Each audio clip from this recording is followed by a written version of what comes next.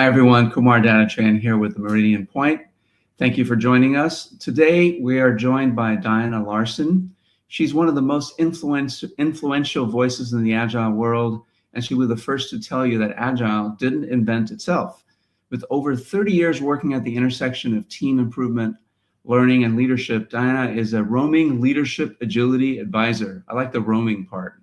I'd like to do a little bit more roaming myself. She's also the co-author of 6 pivotal books, including Agile Retrospectives. Actually, that was one of the first books I read in my journey, my agility journey, back in, 2008, 2009 or so. A practical guide for catalyzing team learning and improvement. Wonderful book. I still refer to it all the time. Liftoff, Start and Sustain Successful Agile Teams.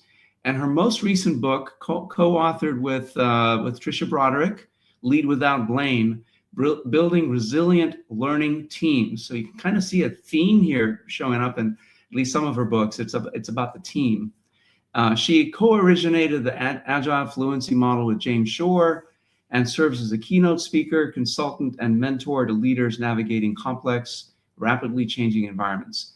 She's based in Portland, Oregon. Please help me welcome Diana Larsen to the stage. Thank you so much for coming on the show, Diana. Appreciate it. Thank you for inviting me, Kumar. Of course. I'm looking forward to this. Yes, me too. All right. So Diana, in our preparatory call, you made an observation that I find both funny and profound, that the software world sometimes acts like it invented Agile thinking from scratch. But you came to Agile from our organizational design, change management, and high-tech manufacturing. What did you already know before you ever heard the word Agile that you later recognized in the manifesto? Yeah. Well, part of it, but it was actually, I was sort of pre-manifesto. So my entry was through extreme programming into what became the Agile world. And so I was very attracted to the values of extreme programming, courage, feedback, there were all of them. I don't have them on the top of my head right now, but I was very attracted to that and very attracted to the shift to team-based work, because I had been helping organizations with that shift for 10 years at that point. But coming at it from organization development design world called socio-technical systems work. And that was very much moving toward team-based work and how, people who collaborate get things done better and so on. So when I met a bunch of the folks who ultimately became Agile Manifesto signers, who were at that point, most of the ones I met were in the extreme programming world, it made so much sense to me. I said, this seems like a really good team-based design for this kind of work, for software work.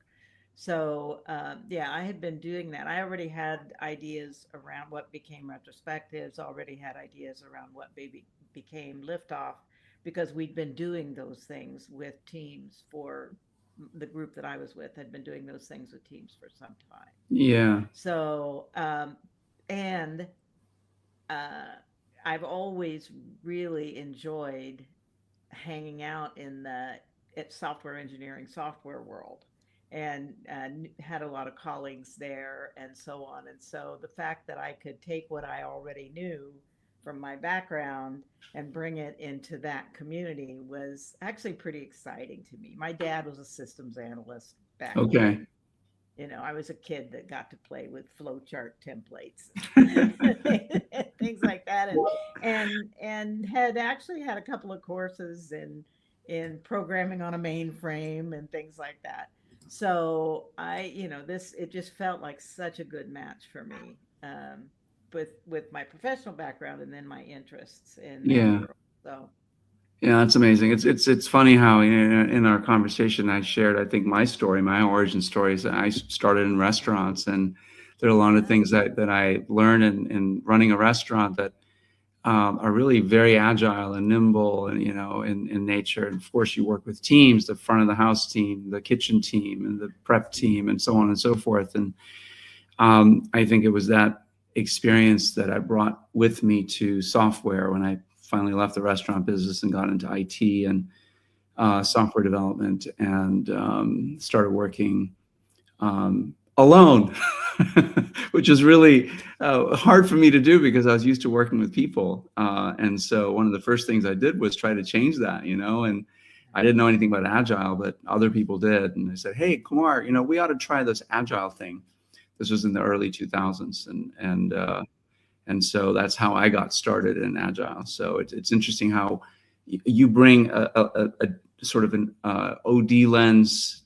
You brought an OD lens into your experience with Agile. You'd already been practicing for 10 years. And for me, it was really just about systems and sort of running a restaurant. It was like an entire company within those four walls of 50 or 100 people that worked there.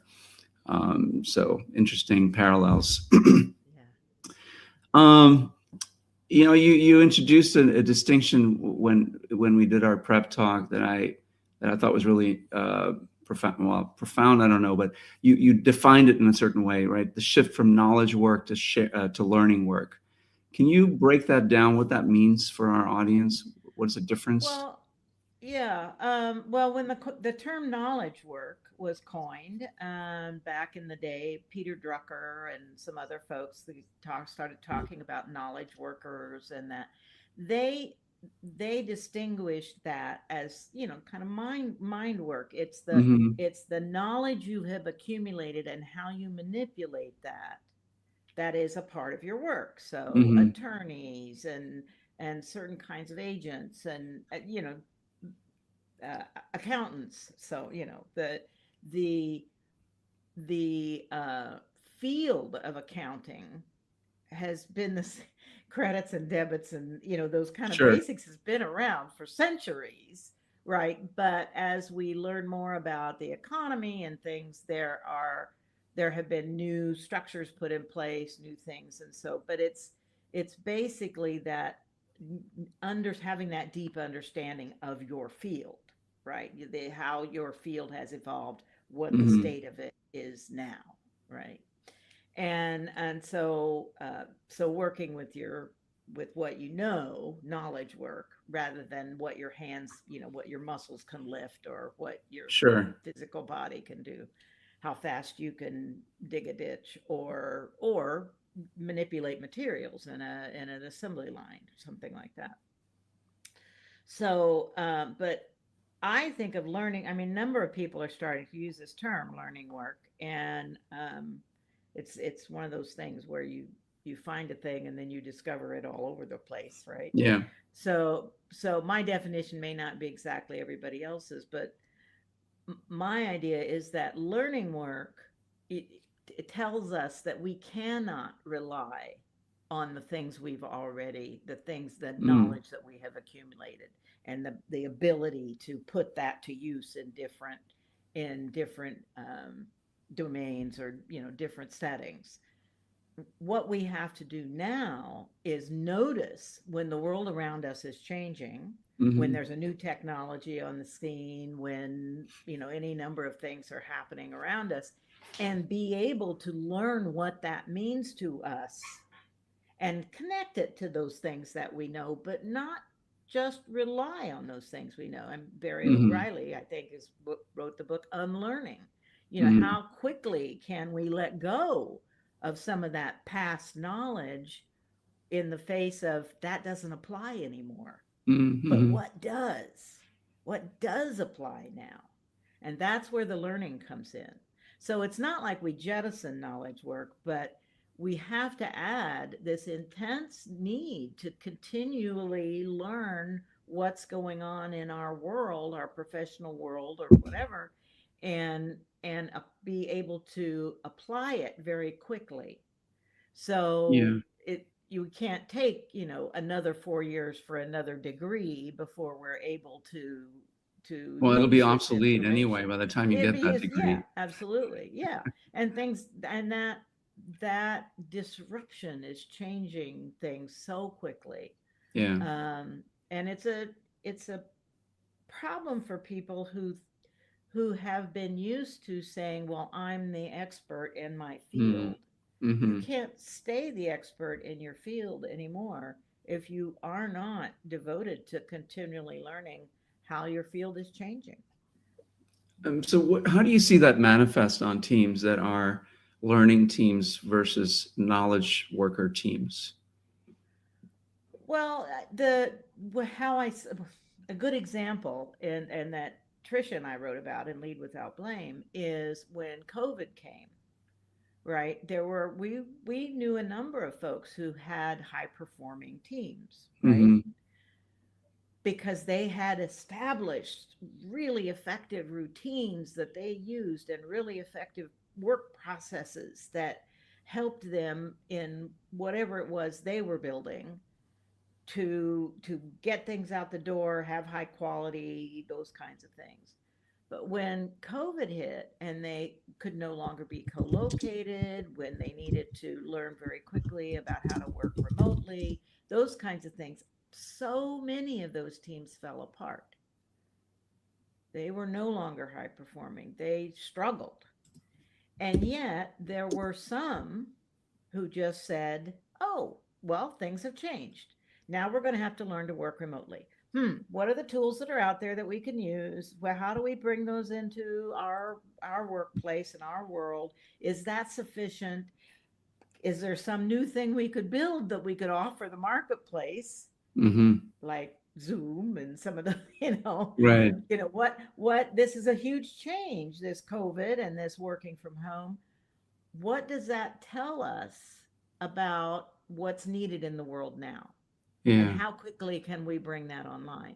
So we saw, I mean, Zoom was around before, but it was not the powerhouse that it became, right? Yeah. And it was not they were very quick to add features that were specifically needed, unlike say Skype, Yeah.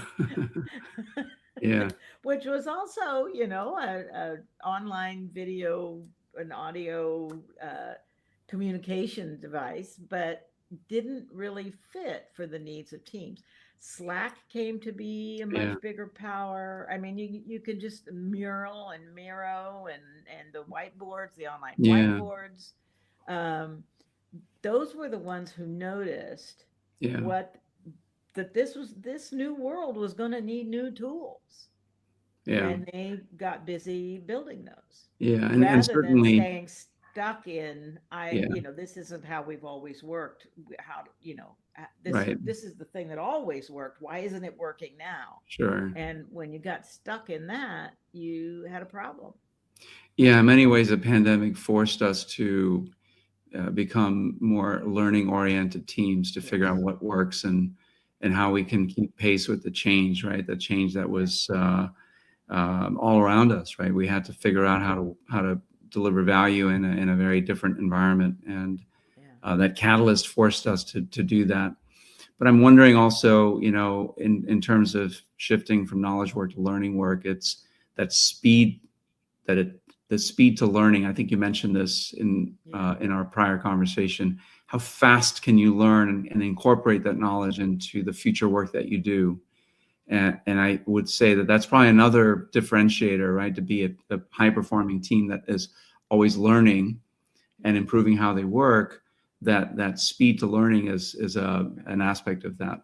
Would you agree? Well, yes, absolutely. And there are so many dimensions of learning. I mean, Yeah. that's what retrospectives were all about, Sure. right? Yeah. How to, we need to learn how our team works together. We need to learn how our system is working or not working and how we expect. Yeah. What does our customer really need?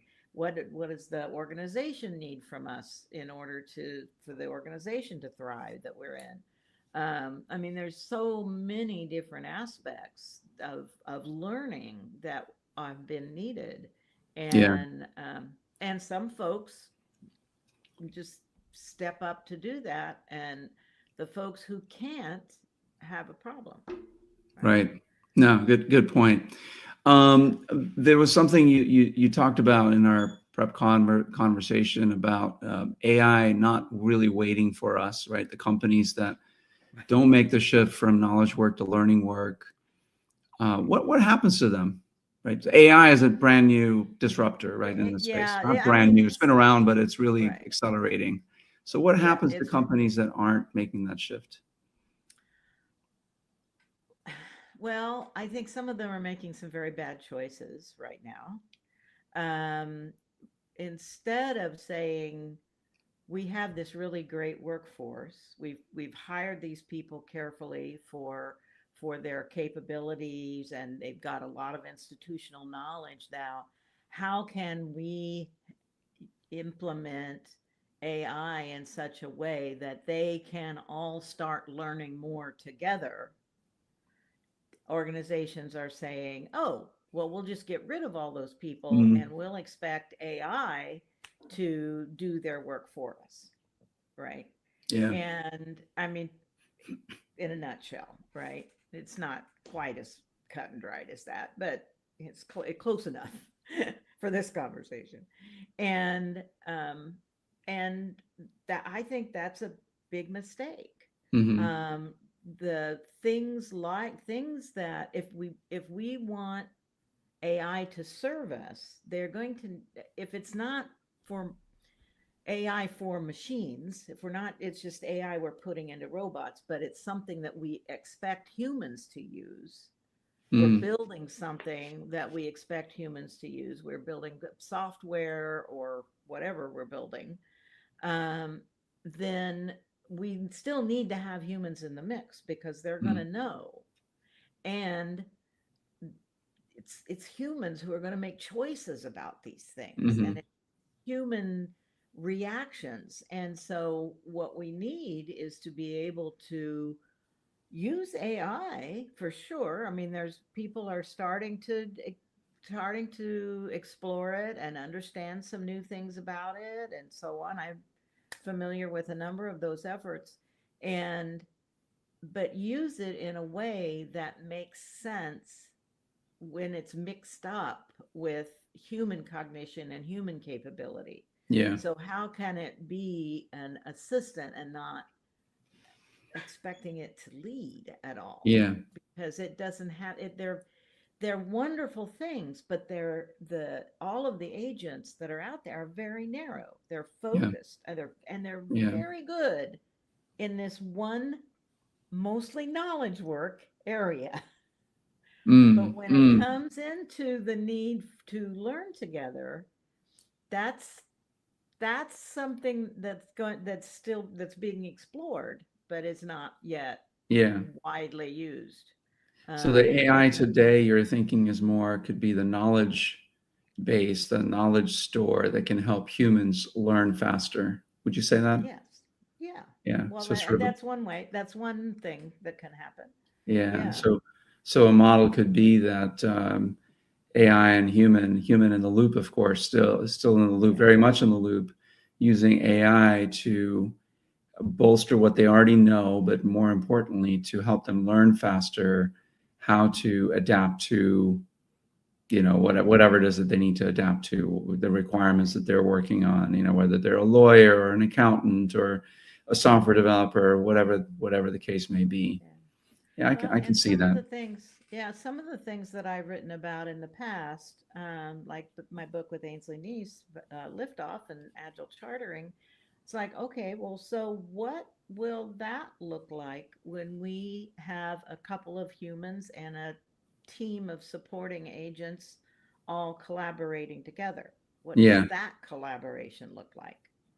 And that I think is the interesting direction that things are going. Not yeah, just that these are very, very smart agents focused in certain areas and capable of gathering up more past knowledge from certain areas, but how do we put them together with a team of humans so that we get really the effective learning that we need? that's really interesting. I hadn't thought about that. Running a charter with a few humans and a number of agents that are performing certain Yeah, roles. Because I I'm think almost the excited. charter becomes even more important, right? To define what the agents do and how they support the humans and Yeah.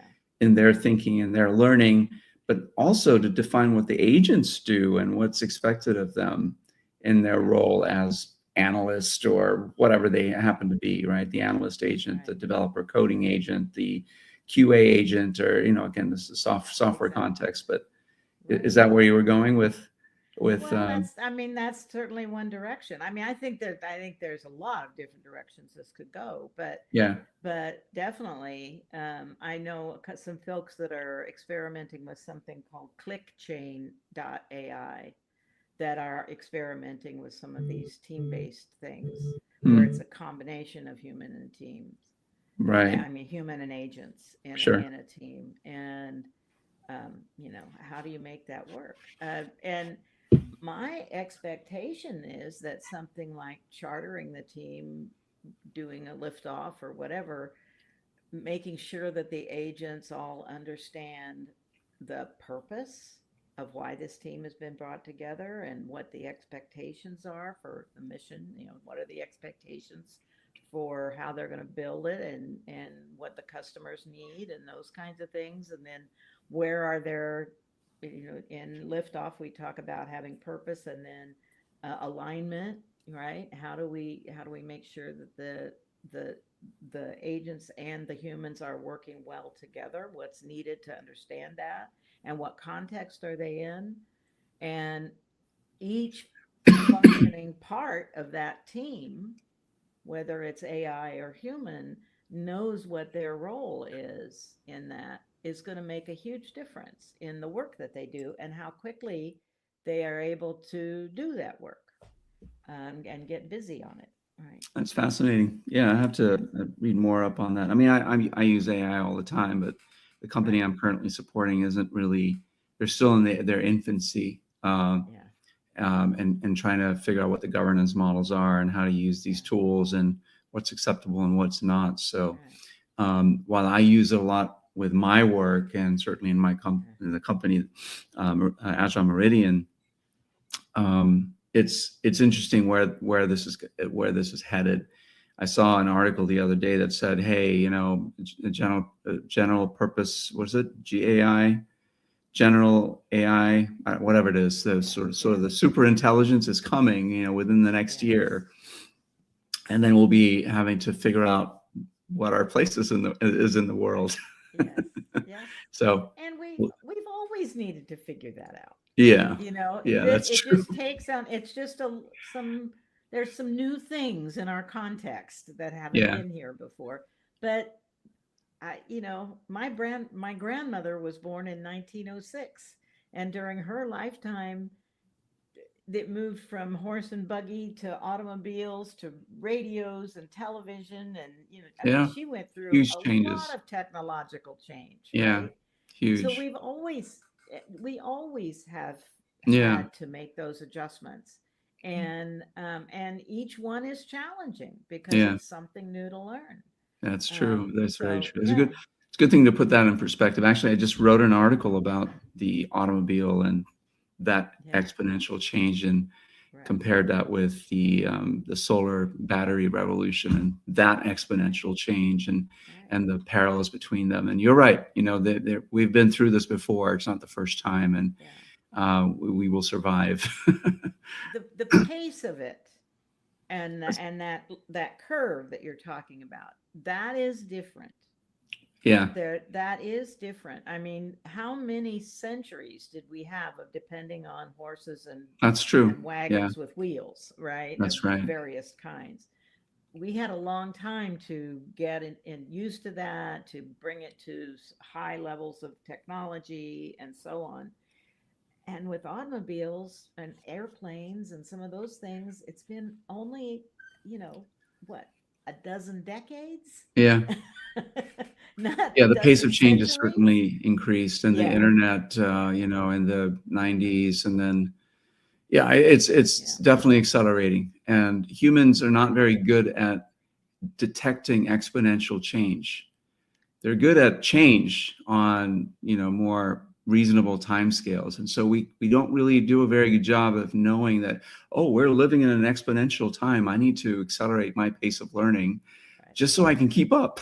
Right. um, And it's a big but challenge for leaders now it is. because they've got to manage their own and manage the folks around them who they are trying to create work environments for. Yeah. Um, it's a huge challenge. Yeah. Yeah.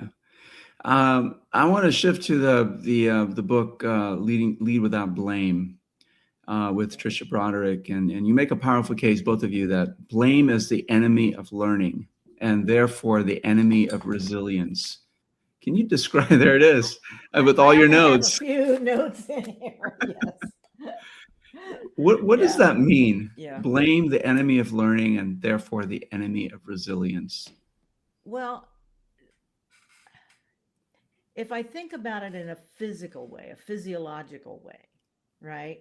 When we are learning, our eyes are wide open, we're looking around, we're gathering different kinds of data, we are sharing it with each other. That, right? Physically, that's our posture, right? Hmm. When we are blamed, or even when we are blaming somebody else, the posture is not looking out at the world. It's all inward, it's all tight, it's all um, sadness, shame and sadness, Hmm. guilt, whatever, those are the emotions. And it's really hard to add enthusiasm and excitement into that mix, Yeah. right? Well, it When we're has an all impact looking on psychological. around, It has an impact on yeah, psychological safety, right? If there's absolute blame that's huge being impact. tossed around, then of course you're going to be withdrawn in Yes, your armor and your shell, not really willing to absolutely. engage. Right, absolutely. And so, at a on the I have been accused of being sort of woo woo and touchy feely and all these things all through the years, but it's really very practical.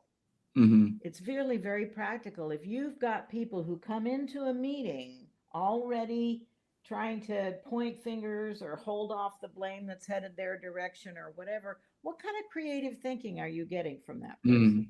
Hmm. What kind of ability to say, wow, I just made a big mistake and I'm really sorry for it. I wish it hadn't happened, but in making this mistake, I have understood something new about our system. I did not know that our system would react in this way when I did thus and so. Now we know that. Now we can build on that new learning, that new understanding of how things work here. And that's a learning stance. It's not I'm going to pretend like I didn't do the thing, because hiding is also not great, right? Right. But or but that ability to say, yeah, that's the thing that just happened, and gosh, it kind of made a mess, but we got to, so what do we have to do? Well, we have to clean up the mess and figure out what we want to do next, Yeah. and stay focused on that. Yeah. And that just makes such a big difference in workplace. I mean, and psychological safety for sure, but also some of the other Project Aristotle things like Hmm. dependability. And when somebody gets blamed, they become not as dependable Yeah. because they're kind of focused on how do I deal with this Yeah. Yeah. sense of, You're out and of the, sorts, right? So yeah. yeah, and they're, yeah. So, when you start comparing that kind of, um, what do they call it? So autonomy supportive leadership, say, Hmm. which is learning leadership, with this kind of controlling, dominant, I'm going to punish you if you do something wrong. There's just no, or you start using war metaphors, you there's just no comparison to Yeah. where the creativity, where the innovation comes from, where those kinds of things are fostered. And so, we have to think, do we want blind obedience, or do we want actual healthy organizations that really produce for us? That's a good way to frame it. And I wonder, you've been coaching for a long time. I've been coaching for a long time, but these problems persist and have persisted for a long time. And there are companies that are very, very well run, and you see that the leaders are they're more supportive. The people that are the doers, if you will, have autonomy. They're empowered to make decisions and all those things. But why do you suppose these old models persist and have persisted for so long? And what can be done to help these companies sort of change the way they lead? That's a great question, and I think it's a question for the ages. It's a philosophical question as much Yeah. as anything. And on one level, it starts with David Copperfield. I was born, and what happened then, right? But I do think how we parent makes a big difference in how people grow up feeling good about themselves and like they can learn in the world and so on. The work Carol Dweck has done about being able to learn, or expecting yourself to be, I'm talented and so I can't afford to fail kind of thing. I had an experience one time of going into an organization to give a talk, and being told that no one after the talk would ask a question because they'd all been hired to be the best and brightest, and that therefore they couldn't ask questions because that would expose that there were some ways in which they were ignorant. And it just made me so sad. Yeah. Horrible. But a lot of it is tradition, habit. Yeah. We learn how to lead from people that have led us in the past, and some of those experiences are not experiences that really foster our capabilities in the way that they could. Yeah, I mean, these are things that, it is a philosophical question, and not one that I expect you to answer on the fly, on the cuff like that. Certainly it's things that people like you and people like me have been struggling with for a long time, and there is no simple answer. And probably why we stay employed, right? Doing the things we do to try to help improve the condition for people that for people that go. I mean, everyone works, and not everyone loves the work that they do. And so ultimately, what you and I try to do is help people love the work that they do, right? In some way, shape, or form, whether they're leading or they're doing, or they're somewhere in the middle, leading and doing, and in different parts of their job. Well, and that's why Tricia and I wrote the Lead Without Blame book, because neither of us are that kind of leader, and are the kind that shames people or blames people. Except on maybe a very bad day. Yeah. I know Tricia. She's amazing. Love her. Yeah. But we wanted to give people some guidance about, we've been out there scouting out the territory. And now we can come back from there and say, hey, we've learned some things about what you're going to encounter out there. And here are some ideas for how you might handle those situations, how you might create work environments that are more foster learning and innovation more, and collaborative work more, and so on. So that's really what the Lead Without Blame book is. Your work is on teams, resiliency in teams, and I'm imagining that the teams aren't just the teams that are doing the work. Leadership teams, any group of people that is together doing something, it's how to help them become more a learning team. Correct? Yes.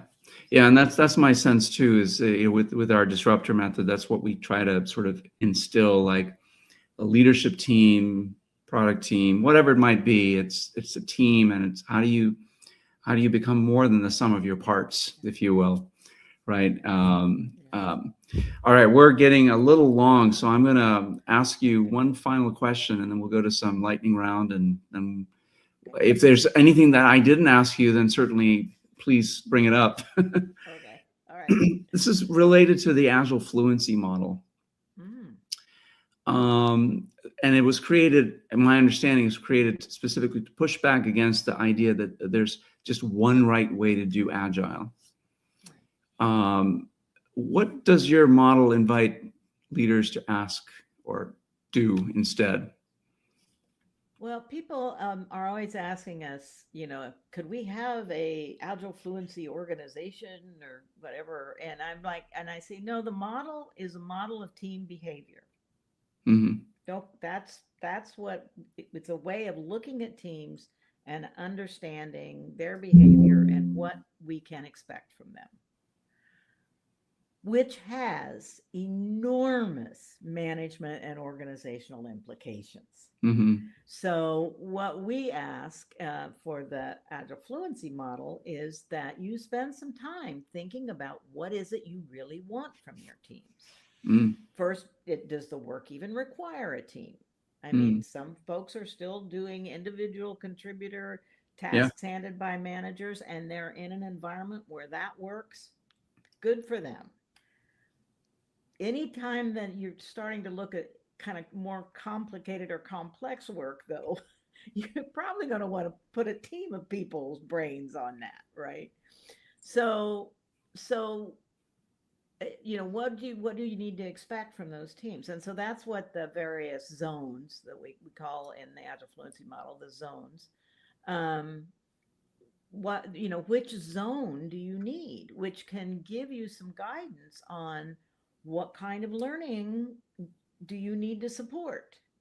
Like if you're just moving into a team-based work and all you want is people to very quickly churn out some website software that maybe is going to change on a regular basis, maybe for your marketing team or something like that, or some internal processes, more IS kind of stuff. If that's what you're building, well, and you're moving from individual contributors you're going to need to be focusing a lot on how do you work well together as a team?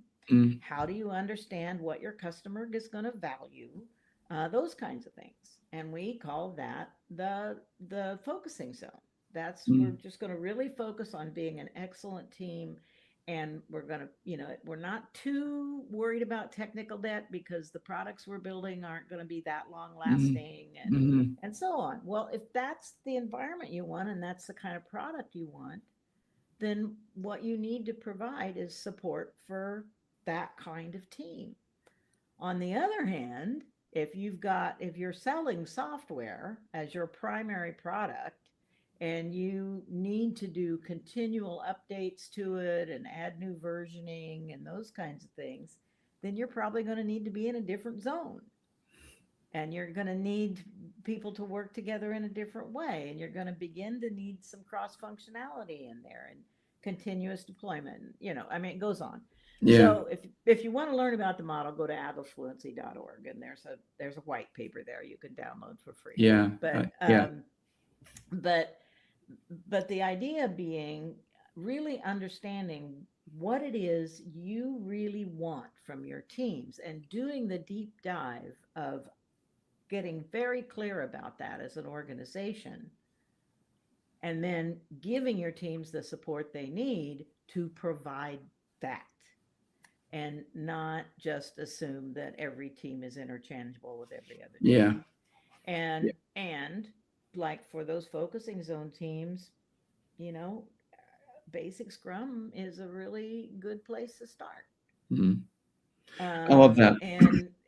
But whereas, if you're going into delivery zone, you're probably going to look at one of the methodologies that's got more engineering practice in it, like history programming or something.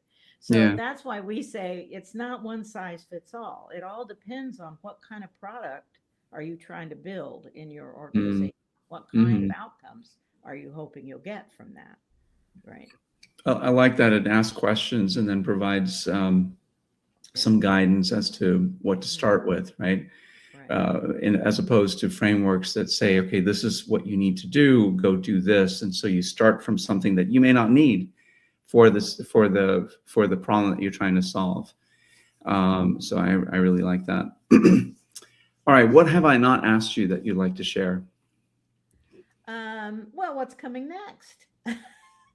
What's coming what's next? coming what's coming next for me is I'm putting together a program for leaders who are in these kinds of fast-paced environments and, you know, beginning to drown, Mm, or feeling like that's in their future. They want to avoid that overwhelms feeling, and that um, the sense of, I'm getting close to burnout or whatever it is, because leaders are the ones who create the work environments for teams. sure. And Yeah. so, because I really care about how teams do work well together, I want them to have the best possible environment. So I'm putting together a program where called Thrive in Turbulent Times, Hmm. that will be for leaders in organizations, sort of middle managers and Mm, a little bit into senior leadership, who have the responsibility to create environments for themselves and the teams that they work with, and make sure that they've got what they need to not only survive in this crazy world that we're in, but have times where they really feel like they're thriving. yeah, that's Because I wonderful. think that's got to be the goal. Yeah. Is this a one-on-one program or a group program? How do you see this It's playing going to be very small groups, out? and Okay. it's a mix of in-person immersions and virtual sessions. Okay. Okay. And Yeah. so, I love that if model, by the way. That works so yeah, well. yeah, Yeah. if people are really interested in it, they should go to my website, dianalarsen.com, and there's a tab that says subscribe at the top of the page, and that takes them to a form where they can check a box that says, I just want to get Diana's newsletter, or I'd also Mm. like to know about workshops, or I only want to know about workshops, whatever the person checks. And there will be more as we finalize more about this program. That'll be the first place where we'll start publicizing things. Wonderful. I'll make sure to include the link in the show notes so that people Okay, can find sure. you and find that link, more importantly, and Yeah, get the information that yeah, they need. So yeah. a couple of just lightning round questions, and then we will end the call. What are you Okay. reading right now? What am I reading right now? I just uh, got another copy. I discovered that I did my first Strengths Finder in Ah, 2013, yeah. and I felt like things might have changed. And so I got another copy of Strengths Finder. So I'm starting to like refresh myself on that. And I've been reading a lot about how do you promote programs on the internet. I mean, one of my big learning challenges in Yeah, these last several years has been the way we used to market our services is sure. really changing, and Yeah. I'm trying to learn as much as I can about how can I tell people about the things I have to offer. I'm not going to be around that much longer. I mean, I'm facing that. Mm, I will someday soon, someday relatively soon, in the grand scheme of the world. mm-hmm, I will be retiring, even though I mm, love my work, and that's why I'm still working.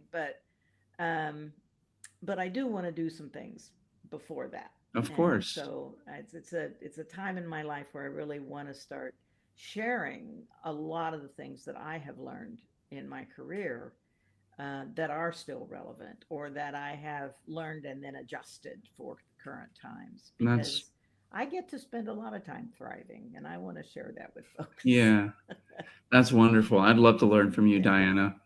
I'll reach Yeah. out. Okay. So are you going to be using AI to help you understand how to market your programs? I have used it a bit. Yeah, Okay. we have used it a bit, just to understand more about um, needs that people are talking about, or things that um, a little, just simple things like what are Yeah, the relative advantages to small groups versus big groups versus sure. individual learning, those Yeah, kinds of things, so that we can make some wise choices that's about great. that. Yeah, So I'm sure, finding yeah, that seems like it would be a great way to test your model, right? So AI yeah, being the knowledge store, if you will, and the right. human is Well, doing the learning from that. and I'm actually using a combination. We're Yeah. we asked people on my newsletter a month or two ago, would you like to give feedback on this new program? And a bunch of people volunteered for that. And so I did individual with humans interviews and to get feedback on what our ideas were at that point, and then also tapping into AI for that. Wonderful. And so looking at that comment, where are they both saying the same thing? Where are they not? Right. And my own and my team, my DianaLarsen.com team, about, and what does our gut tell us? Yeah. So Yeah. look, pulling on a number of resources. No, that's great. Love it. Yeah. All right. One last question. Something you believed about teams 20 years ago that you've completely changed your mind on. Is there something you believed in teams 20 years ago that you completely changed your mind on? Yes, there is. And it is the value of co-location. There was a time when I would have gone to the mat for teams have to be co-located, but I didn't understand how technology could support working not in a not co-located way. Sure. I still think that there is a place for co-location, that if you really want your team to work well together, you need to plan to have some co-location time. How you do that is kind of up to what the team is willing to deal with. But I do think that in-person time does add something, but it's not the be-all and end-all of it anymore. That it's perfectly possible, particularly with things like mob programming, ensemble programming. It is perfectly possible to have a very strong team and have them not be co-located. Yeah. But you got to give them a lot of tools.